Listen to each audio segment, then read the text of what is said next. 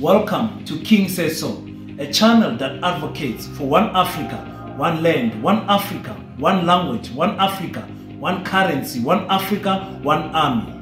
I wish to witness Africans all around the world united as one in our lifetime. Enjoy. Black Heart, the Hustle Continua. 100% good quality t-shirts, made to inspire your goals and dreams. T-shirts are now available at an affordable price. Place your order now. 068-473-6908. Instagram at Black7576. Facebook page Black Heart. You big things. Flip-flopper of note. And he changes his rhythm depending. If the big issue today is about the load shedding, Julius will be on TV calling for you to shut down. What's up, ladies and gentlemen? It's your boy King 053, Mr. Easy Imali, and we're back at it again with another one. And this time around, we go into the ANC again. Fikile Mbalula calling Julius Malema a flip-flopper of note. Hey, yeah. It's funny how Julius Malema and Fikile Mbalula are friends, but when it comes to political ideology, they are on opposite ends. Let's quickly listen to what Fikile Mbalula said. You big things. Flip-flopper of note. And he changes his rhythm depending. If the big issue today is about the load shedding, Julius will be on TV calling for you to shut down. That's the revolution is leading, and there are people who follow him in that regard. So we can go to town about it. There's no principle, there's no backbone, nothing.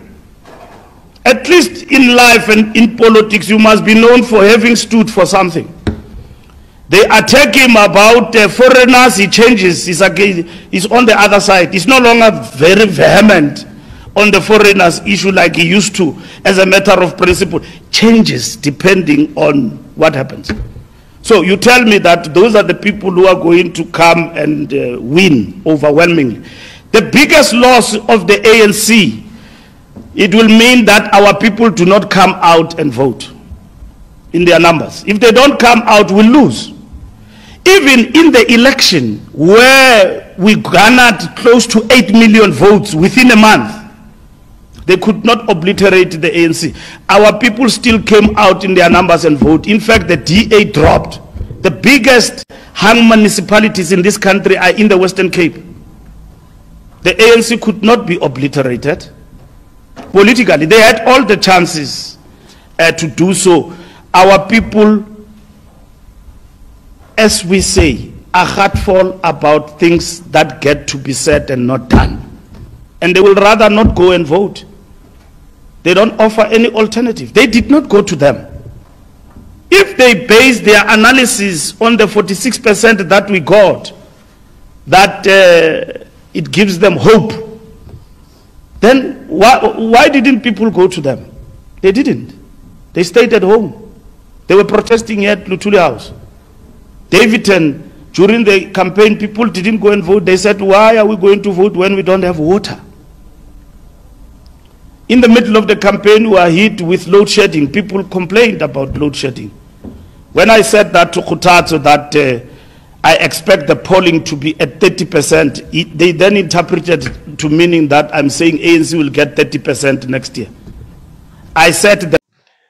Now, I'm one of the people who don't entertain this type of fake beef, because I know Julius Malema and Fikile Mbalula are friends, good friends for that matter. I don't care about what they say about each other on social media, but there's something I took out of this clip that I just played you guys, that it raised alarms for me. It raised red flags, like, how can this person be so arrogant? Fikile Mbalula's arrogance is crazy. To think that the ANC have got so many problems: electricity, water, service delivery, corruption, crime, unemployment. We can name them non-stop. But for him to say people will rather stay away than vote for a different political party, he's sadly mistaking on what is going to happen in 2024. He's sadly mistaken. He thinks that people who are not happy with the ANC, who are ANC supporters, are not going to vote for ANC, but as well, they are going to stay away from the polls. Can you, if you are one of those people, can you go in the comment section and tell us that, King, it's true, I'm one of those people. I don't see an alternative to the ANC. I don't see DA taking over. I don't like their racism. I don't like that they want to bring apartheid back. I don't like the radicalness of the EFF. I don't see the IFP taking over. If you're one of those people who say, if I don't vote for the ANC, I'm not voting for anyone. Can you go on the comment section and give us a reason and tell us which province are you on, so that we can know what type of mentality there is in your province. Not to say it's wrong or right or anything, just to support what Fikile Mbalula is saying, what he's saying, if it's true or not. Because I think 2024 is the year where South Africans are going to come out in record numbers to the polls. This election is covered and promoted like no other elections.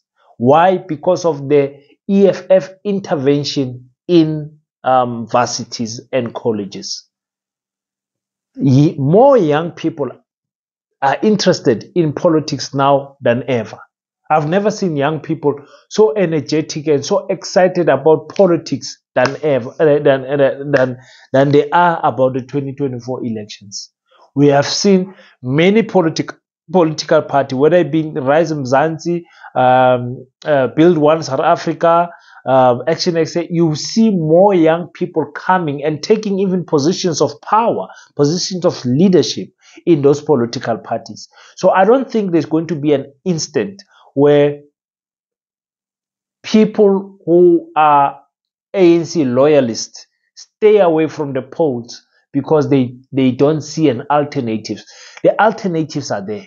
If you want radicalness, well, we don't have BLF anymore, because I'm a true follower of BLF. Andile was my hero. The way he spoke, for me, he was my hero. I was very sad when he left the EFF, because I thought it was a good combination of him and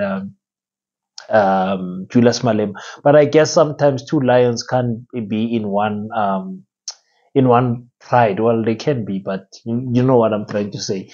They can't be two men in one household. Let me rather say it like that. So if you want radicalness, you have the EFF. If you want young professionalists going for change, trying to do something, you've got what you call Rise Mzansi. Rise Mzansi, guys, we must not sleep on that political party. We must not make a mistake of sleeping on those ones. I can see those ones getting a seat or 2 or 3 in parliament. I promise you. I can see something. If you want something that stands for colors and everything, you've got the Patriotic Alliance. I always mess up their name. The PA. You've got Gaten, Mackenzie, and all that.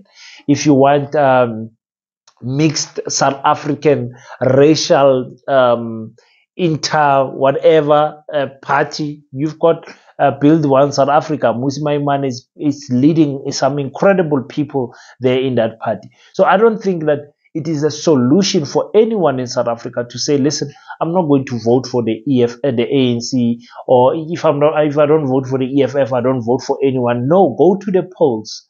Go to the polls and vote for a party that best speak to your needs, especially because you know that it's going to trickle down to province, city, then to your ward, region, then to your ward.